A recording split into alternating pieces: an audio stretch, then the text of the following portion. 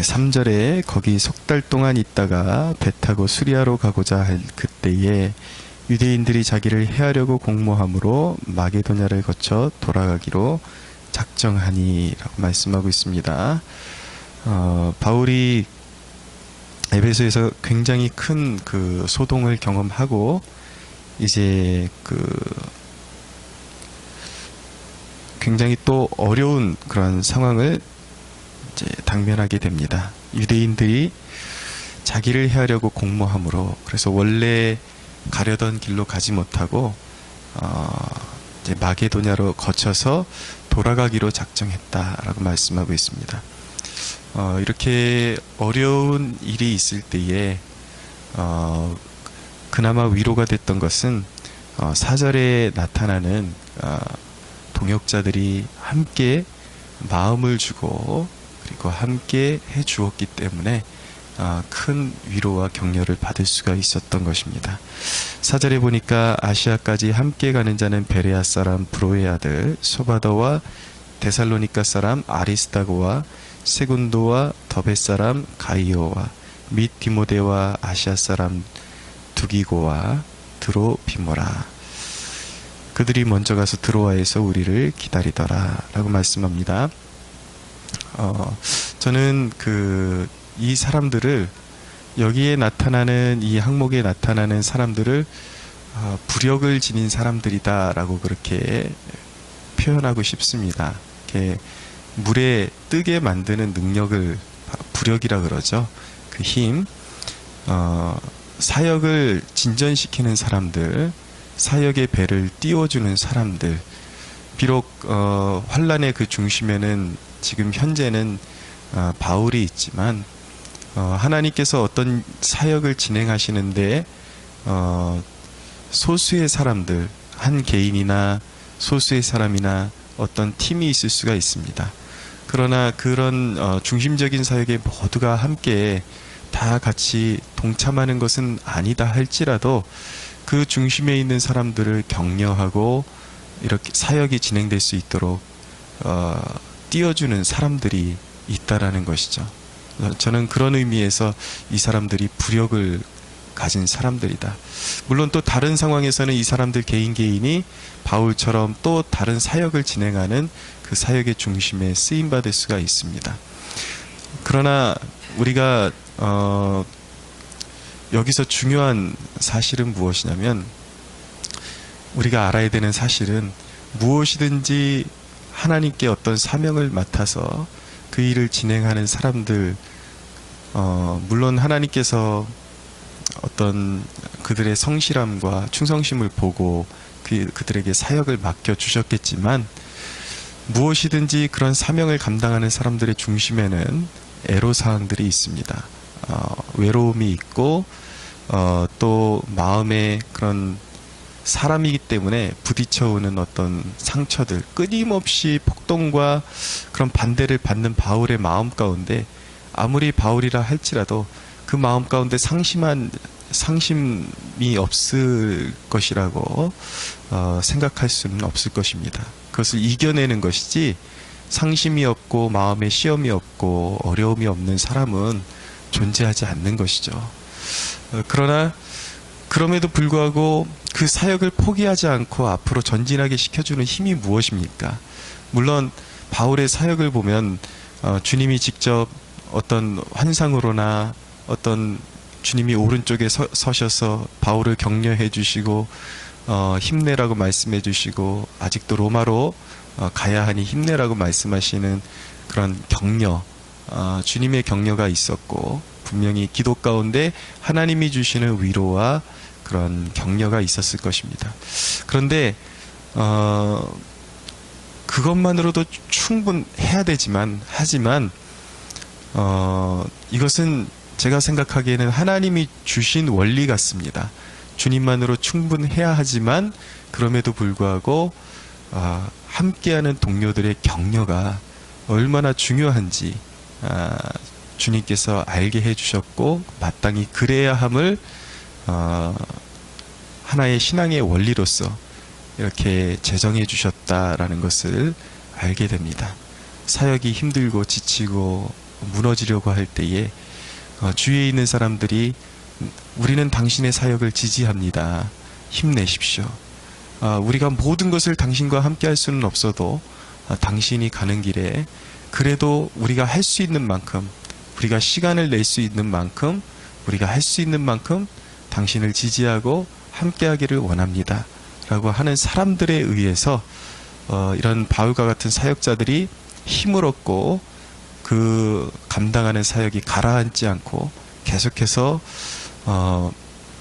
그 큰 대양, 그 사명이라는 그 대양에 배를 띄우고 앞으로 전진할 수 있었다.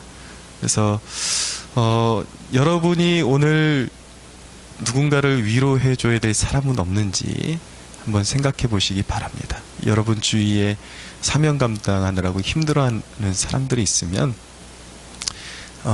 문자라도 하나씩 보내주시고 격려해 주시고, 문자가 잘 안 되시는 분들은 밥이라도 한 끼 따뜻하게 해서 대접해 주시고, 이런 것들이 하나님 나라를 계속해서 확장시켜 나갈 수 있는 격려가 되고 힘이 된다라는 것을 깨닫는 아침이 되기를 원합니다.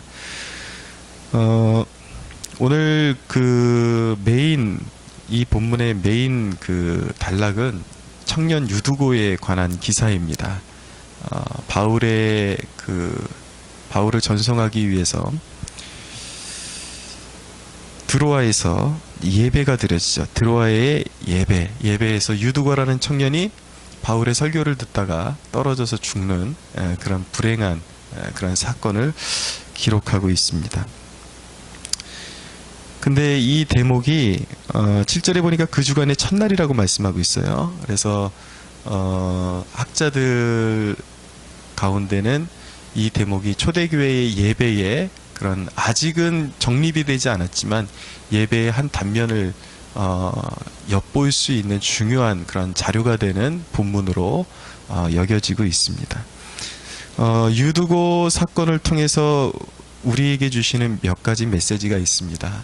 첫째는 무엇이냐면 예배가 매번 은혜로운 것은 아니다 라는 것을 알게 됩니다.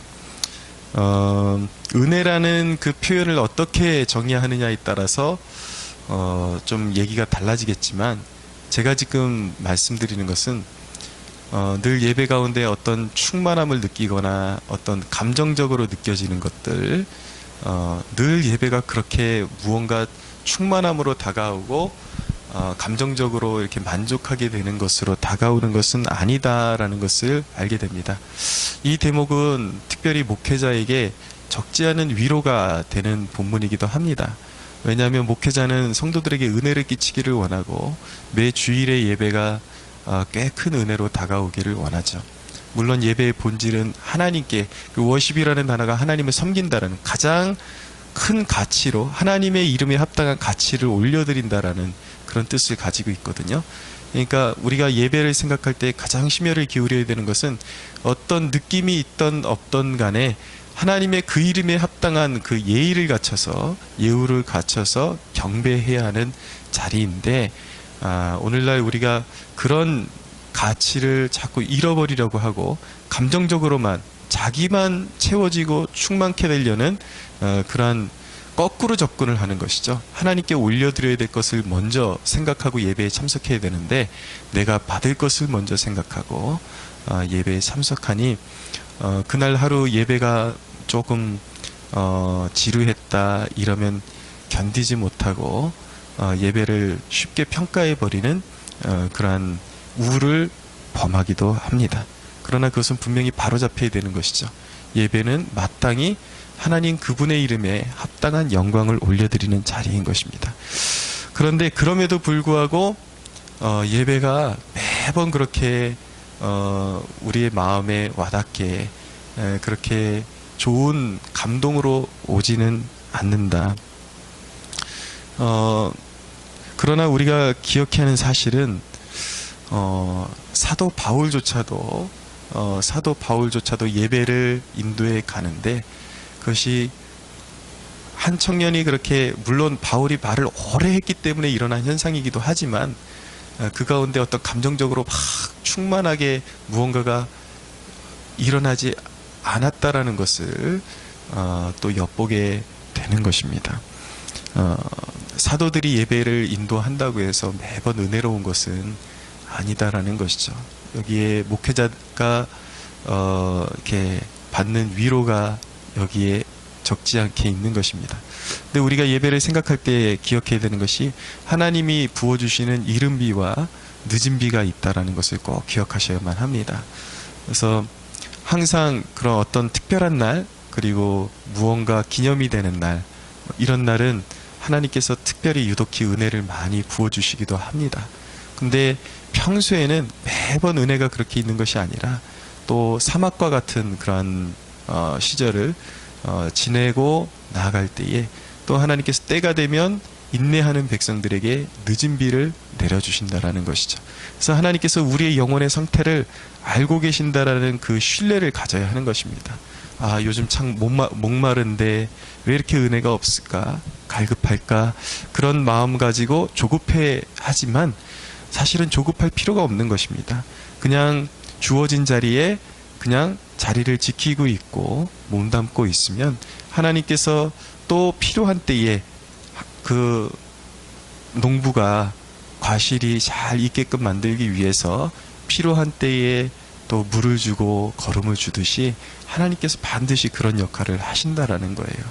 그래서 필요한 때가 되면 또 나타나셔서 우리의 갈증을 해결해 주시고 은혜를 주신다라는 거죠. 근데 오늘날 우리 성도들 가운데는 이런 조바심을 이겨내지 못하는 사람들이 참 많습니다.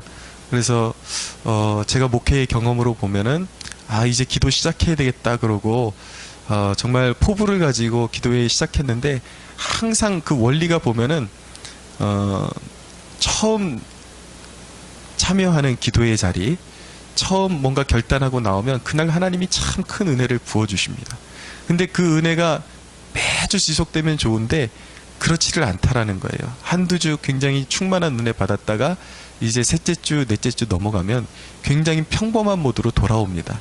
근데 적지 않은 사람들이 평범한 모드로 돌아올 때 자기의 자리를 지키지 못하고 떠나가는 모습들을 보게 됩니다. 근데 굉장히 안타까운 것이죠. 바로 거기에서 영적인 빈곤이 원인이 되는 것이고, 왜 기도의 응답을 체험하는 기쁨을 누리지 못하는가? 무엇이든지 대가지불이라는 것이 존재합니다. 내가 응답을 받기 위해서 기도가 그만큼 쌓여야 되는 것이고, 재단이 쌓여야 되는 것이고, 그런 것인데, 그것을 이겨내지 못하고 매번 감정으로만 이렇게 그것을 받으려고 그러니까, 결국은 기도에도 깊이가 쌓이지도 않고, 무게감도 쌓이지를 않고, 결국은 기도 생활에 실패하고 마는 그러한 패단을 겪게 되는 것이죠. 예배건 기도회건 무엇이든지 간에 인내하고 메마른 땅도 하나님이 그곳에 함께 하심을 믿고 보고 계심을 믿고 우리의 영혼의 상태를 알고 계심을 믿고 신뢰하고 나아가면 때가 되면 반드시 그 얼굴을 나타내시고 은혜의 단비를 부어주시는 분이 우리 하나님이라는 사실을 잊지 않게 되기를 원합니다. 두 번째로, 유두고라는 청년이, 9절에 보니까 유두고라 하는 청년이 창에 걸터 앉아 있다가 깊이 졸더니 바울이 강론하기를 더 오래 하매 졸음을 이기지 못하여 3층에서 떨어지거늘 일으켜보니 죽었는지라. 예, 물론 원인을 찾으면 원인이 있죠. 바울이 길게 설교했으니까 이렇게 힘들어 했을 수도 있는데, 여기서 그럼에도 불구하고 영적인 그런 메시지를 발견하게 됩니다. 영적으로 잠들어 있는 사람은 교회의 근심이 될 수밖에 없습니다. 교회의 기쁨이 되는 존재가 되어야 하는데, 영적으로 습관적으로 이렇게 잠들고 영적으로 잠들어 있는 상태에 있는 것도 포함되고, 또 예배 때마다 깨어있지를 못하고 습관적으로 잠에 빠지는 사람들, 말씀이 들려오지가 않죠. 그러니까 분명히 오늘 설교했는데도 불구하고 오늘 어떤 견고한 메시지에 대해서 그 일을 그대로 답습하고 반복하는 사람들을 보면 참 안타깝게 그지없습니다. 분명히 오늘 설교했는데, 분명히 지난주에 설교했는데, 그것을 거기서 조심하라고 말한 내용을 그대로 답습하고 있는 경우들을 보면 너무나도 마음이 안타깝죠. 그럼 늘 보면은 넘어지는 모습들, 이런 모습들 보면은 교회의 근심이 될 수밖에 없고, 교회에 항상 그런 염려를 주는 존재가 될 수밖에 없다라는 것입니다. 그러므로 항상 우리는 영적으로 깨어 있어야 하고, 특별히 예배 때 어쩌다가 정말 피곤이 쌓이면, 저도 그것을 압니다. 정말 이루 감당할 수 없는 졸음이 막 이렇게 올 때도 있습니다. 아는데, 그런데 그것이 습관화된 사람들은 굉장히 조심해야 됩니다. 분명히 예배에는 은혜도 있지만 우리 심령의 그런 어떤 심령에서 말씀을 빼앗고, 그리고 어떤 우리가 은혜 받는 것을 방해하는 그런 어둠의 역사도 함께 역사할 수 있다라는 것을 늘 기억하셔야 돼요. 그래서 어떤 사람에게 그런 어둠의 역사들이 일어나겠습니까? 깨어서 말씀을 듣는 사람들이겠습니까? 아니면 습관적으로 잠에 빠지고 항상 이렇게 영적인 나태함에 빠져있는 사람들에게 시험이 임하겠습니까? 말할 것도 없죠. 말씀에 귀를 기울이지 않고 항상 그런 영적인 잠에 빠져있는 사람들에게 시험이 오게 되어 있는 것입니다. 그러므로 예배의 태도를 점검해 보는 것, 이 아침에 굉장히 중요합니다. 요즘 어떠한 그런 이유로 인해서 내가 예배에 침체되어 있고 그런 영적인 잠에 빠져 있지는 않은가, 이런 부분을 여러분들이 잘 살펴보시고 어떻게 하면 내가 그것을 회복할 수 있을까 분명히 하나님께 물어보시고 하나님께 지혜를 구하면 분명히 답을 주실 것입니다. 그래서 특별히 요즘 이렇게 영적으로 체력적으로도 지칠 수 있는 이 시기 가운데 정말 하루하루 막 너무 힘들죠. 특별히 이때에 더 신경 쓰시고 기도하셔서 지혜롭게 육체도 잘 관리하시고 그리고 영도 잘 관리하셔서 넉넉히 승리할 수 있기를 원합니다.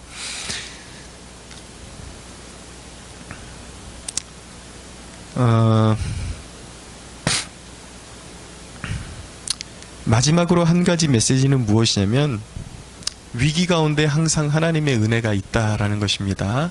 유두고가 3층에 떨어져서 분명히 숨이 끊어졌습니다. 이것이요 초대교회에는 굉장한 의미가 있습니다. 은혜가 막 전파되는 그 시기에 예배드리다가 가뜩이나 교회 그 초기 기독교인들에 대한 오해가 굉장히 크게 번지고 항상 방해자들이 있고 적대자들이 있는 상태에서 기독교 공동체에서 예배드리다가 누가 죽었다 그러면 이거는 큰 시험거리가 될 수밖에 없는 것이죠. 그런데 하나님께서 오히려 이 위기를 기회로 바꾸어 주시는 것을 보게 됩니다. 그래서 바울이 이제 내려가서 분명히 기도했겠죠. 10절에 보니까 바울이 내려가서 그 위에 엎드려 그 몸을 안고 말하되 떠들지 말라 생명이 그에게 있다 하고, 자 10절에 보니까 바울이 내려가서 유두고를 안고 한 말이 떠들지 말라였습니다. 떠들지 말라. 여러분 교회에 시험거리가 올 때 떠들지 말아야 합니다. 교회에 어려운 일이 올 때에 그것을 떠들고 퍼뜨리고 이렇게 되면 교회를 세우는 사람이 아니라 교회를 무너뜨리는 사람이 되는 것입니다. 누가 시험 들었대, 누가 죽었대, 누가 어떻게 됐대, 사람은 항상 부정적인데 그런 포커스를 맞추거든요. 그러니까 바울이 분명히 유두고를 살려냈음에도 불구하고 이 부정적인데 포커스를 맞추는 사람들은 항상 다니면서 누가 죽었대에 힘을 주게 되어 있습니다. 그러니까 살아있는 사람도 죽여버리는 그런 교회 일에 그런 일들이 실제로 일어나거든요. 산 사람도 죽이고 이 말의 힘이 얼마나 무서운지 모릅니다. 말을 조심하는 것. 교회를 살리는 길은 항상 교회에 어려움이 있고 시험이 올 때 말부터 하는 것이 아니라 잠잠히 하나님이 하시는 일을 바라보며 이 일들이 전화위복될 수 있도록 함께 기도에 힘쓰는 것이 성도의 본분인 것입니다. 그래서 바울이 하나님 앞에 기도하고 그를 일으켜 세웠을 때에 유두고가 감사하게 살아납니다. 그래서 교회에 큰 시험거리가 될 수 있었던 일이 오히려 교회에 행하신 놀라운 하나님의 역사로 간증거리로 바뀌어버리는 그러한 일이 일어나게 되는 것이죠. 저는 소원하건대 우리 캠퍼스 성막교회에서 겪게 되는 어떤 시험이나 어려움이 있다면 이와 같이 교회가 다시 살아나고 성도들이 다시 살아나는 역사가 일어나서 간증거리로 바뀌게 되는 축복이 있게 되기를 바랍니다. 한 가지 기억해야 하는 사실은 오늘 유두고가 졸다가 바울의 그런 위대한 사도가 설교했을 때에도 불구하고 졸다가 떨어질 정도로 지루한 예배였음에도 불구하고 그곳에는 성령님이 함께하고 계셨다라는 결론을 도출하게 됩니다. 왜냐하면 유두고가 살아난 그 역사는 성령님이 아니고서는 할 수 없는 일이기 때문입니다. 그래서 여기서 우리가 중요한 교훈을 얻게 되는데 예배를 감정적으로만 드리려고 하지 마십시오. 하나님이 원하시는 예배는 하나님이 원하시면 분명히 은혜를 부어주시는데 또 하나 예배의 중요한 요소는 말씀을 들으면서 늘 생각하고 그리고 반추한다 그러죠. 곱씹고 그리고 그 선포되는 말씀을 자기의 삶에 비추어서 나는 지금 영적으로 어떤 위치에 와 있는가 깊이 고민하면서 나의 영혼의 상태를 진단하고 회개에 이르는 것, 이것이 진정한 예배의 요소라는 것을 기억하면서 우리의 예배가 감정에만 치우치는 예배가 아니라 지정의가 균형 있게 자리 잡고 전인적으로 하나님 앞에 드려지는 예배가 될 수 있도록 그렇게 예배에 힘쓰고 예배에 승리하는 저와 여러분들이 되기를 예수 그리스도의 이름으로 축원합니다.